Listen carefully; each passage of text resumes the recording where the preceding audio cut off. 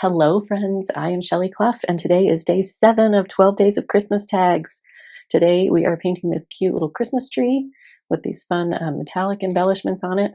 So I'm going to go ahead and walk you through the tutorial. Any supplies that I used today, I will link those down below. Feel free to drop any questions that you have in the comments as well. So today I've just got a piece of Canson XL watercolor paper that I have trimmed down to be 4 by 3 inches. And we are going to use that for our tag. The first thing I like to do on this tag is take my ruler and just mark a halfway point on my paper. So this is 3 inches. I'm going to get that 1.5 mark, and super lightly I am just going to make a line down the middle. This just helps me keep my tree sort of centered. So you can see it's like barely visible, and it is hard to erase that later, so make sure to keep it really light, but it does help me keep my tree a little more balanced when I do that. So the first thing I'm going to do is mix up a nice green. So I'm going to use my favorite combo of Viridian Green and Burnt Umber, maybe a little bit of Sap Green. So as you can see, Viridian, it's this super saturated, vibrant color, and then we add that Burnt Umber, and it takes it down to more of a organic, woodsy color. And I'm going to add just a little bit of Sap Green to have this be a little bit more yellow. And then I just want to make sure I have enough of that to get me through the whole tree so that I don't have to remix this color halfway through or something. So I'm just going to add some water to that, make sure it's kind of the right consistency. I'm just using this Aqua Elite size 6 brush right now. And then for this tree, what we're doing is we're going to start at the bottom, and I'm starting maybe an inch or so from the bottom because I want to have room for those little presents. But I'm going to start my little, my bottom tier first, and it's like I make a little skirt. It's sort of how I picture that. I'm just zigzagging my brush, flaring it out a little bit. There is my layer 1. I like to make sure I have some texture on the top of the layer and some on the bottom as well. And then while it's still wet, I'm just going to take a little bit darker color. So I might add some indigo to this Viridian and Burnt Umber mix. And I'm just going to add that to the top of this color while it's still wet, and it will create kind of a nice little shadow for me. Now I'm going to go in with that second tier. I'm going to leave just a little bit of white space and start my second skirt hanging over that edge. And then just sort of zigzag my brush down, come back over the other edge, and then tap a little of that darker color on top. And then we're going to do it again.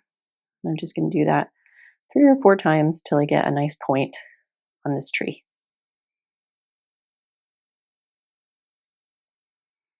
Okay, so there is that. I'm just going to do my little tap tap on this one. I don't need to do it on the top because the reason we're tapping it on is because it's like a shadow of the other tiers.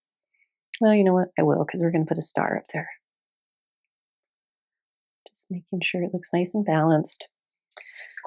And then once I have that placed on there, I'm just going to grab some of that Burnt Umber and make a little trunk at the bottom. Just kind of a little rectangle. Doesn't have to be perfect. And now I'm going to go ahead and, so for the star on the top, we have a couple options. You can use this is actually a sample that I made last year, and I used yellow last year. I do think it would be fun to go in with some gold for the star instead, or I have this gold pen. And I think I'm just going to use the gold pen today because stars can be sort of a pesky shape, and it's a little easier to draw it than it is to paint it. So I'm just going to draw a little star here and fill it in with this gold pen. I think I'm happy with that. And then while I do my star, and then I like to do these little lines around it, make it look like it's shining, and it just sort of helps to balance out everything that's going to be going on down here.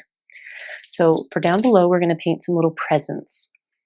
And this is a fun spot to throw in some colors. So I like to do my opera rose, kind of bright pink color, a little bit of quinacridone so it's not too crazy. And we're just going to paint a little square. So I'm going to come in here, paint a square, and I'm going to do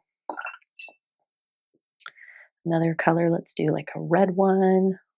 Just grabbing some cadmium red with a little bit of alizarin crimson.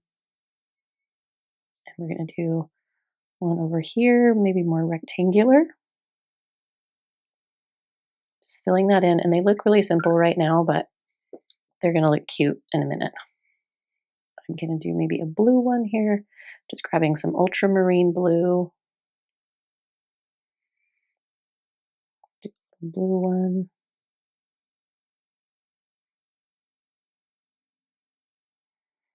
Now I can paint a couple that look like they are behind. So if I take, let's see, maybe we'll do like a purple one here. I'm going to do some purple lake. It's got some alizarin crimson in there too, just that was already on my brush. And so I think I'm okay with this kind of being a burgundy color. And just carefully, because this is still wet, so be mindful of that. But I'm just going to come down and around. And then I'm just going to really carefully not touch the pink and fill that in.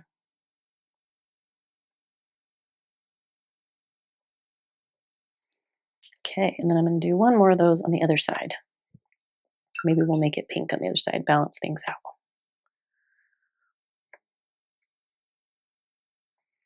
Okay, and I'm going to do that where I come up, it gets behind this one, come down and then in, and then again, just kind of being careful, trying not to merge those. You also can wait until your presents in front dry, but you know, who's got time for that? Okay, those are my little presents. Now I'm going to let this dry completely, and then we're going to come and do a couple more details on it. Okay, now that this is totally dry, the first thing I'm going to do is actually erase any of that pencil line that I can still see. I just have one of these click erasers. I don't know why, but I swear these work so much better than the eraser on a pencil. But I'm just going to go through and lightly erase any of the line that I can still see kind of in between. So you can still really faintly see it in the green, but I've erased it from the white paper. Once you paint over pencil, it does not lift very well. And then what I'm going to do is grab my handy dandy gold pen, and I'm going to add some little ornaments to this tree. Just adding little polka dots.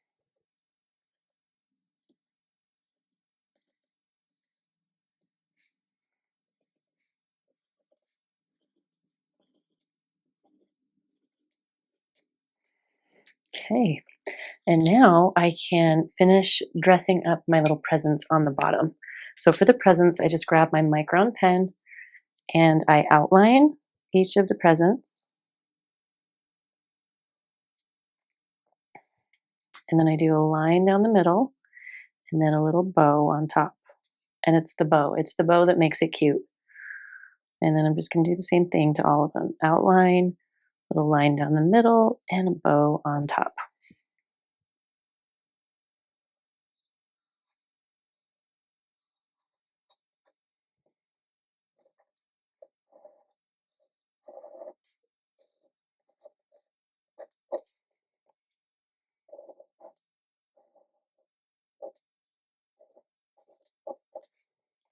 Okay, there we have it. Now we have everything painted.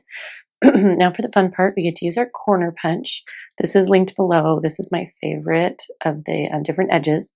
And I just like to turn it over so that I can see where my corners are. And I'm going to pop those out.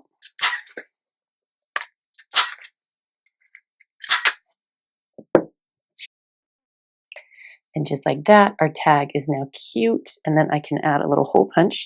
Now this one, when it goes really tall to the top, I actually like to add my tag in the corner instead of in the middle like I've done on the other ones. So I'm just going to grab my hole punch and punch right there.